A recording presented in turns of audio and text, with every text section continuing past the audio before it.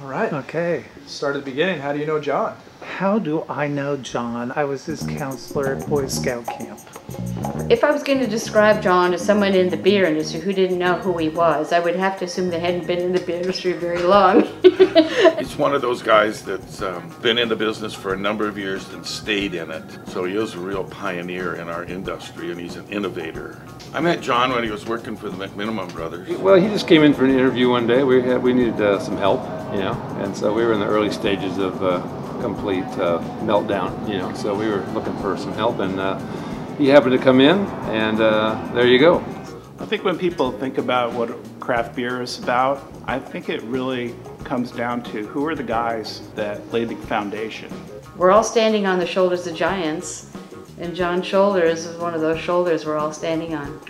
Well, everyone kind of knew him because, you know, he was John Harris. He had developed what, you know, Terminator Stout at McMenamin's, and he had done Blackfeet Porter and Muir Pond at Deschutes. You know, it's like he's an important guy in the industry. To make those beers and then have them, it drove the direction of the industry. You know, and then when you start throwing those beers out there that he created, like Muir Pond and Black Butte and Jubilee, and you mentioned his history with McMenamins, and you know, I mean, it's pretty iconic. I mean, I think Muir Pond was a game changer. And it was really the first dark beer that became super popular, and just the quality of his brewing made it very, very easy to not be afraid of the dark. In my opinion, John is the only Oregon brewer to win the only award in the industry that matters, which is the Russell Share Award, which is an award given out once a year by the Brewers Association, the National Trade Group. That is an award for innovation in the brewing industry given out by other brewers.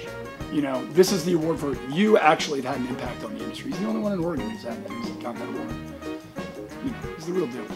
I remember one day there was this tremendous racket coming from the back. I mean, it was just like explosions happening in the brewery, and kegs rolling around the room, and it sounded like a Donnybrook back there, you know, between maybe the dishwasher and the brewer, but it was just John, you know, getting comfortable back there. It wasn't long before we started talking about our bootleg tape collections, and he started asking me about particular Grateful Dead shows and if I had a good copy.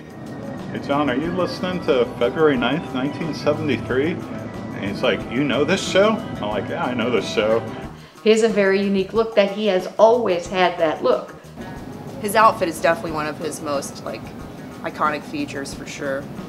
Extremely long beard and ponytail, kind of a force of nature. So the only time I've ever seen John in pants, they were yellow rain pants that he bought at a gas station for $5. I don't think I've ever seen him wear long pants. Of course not.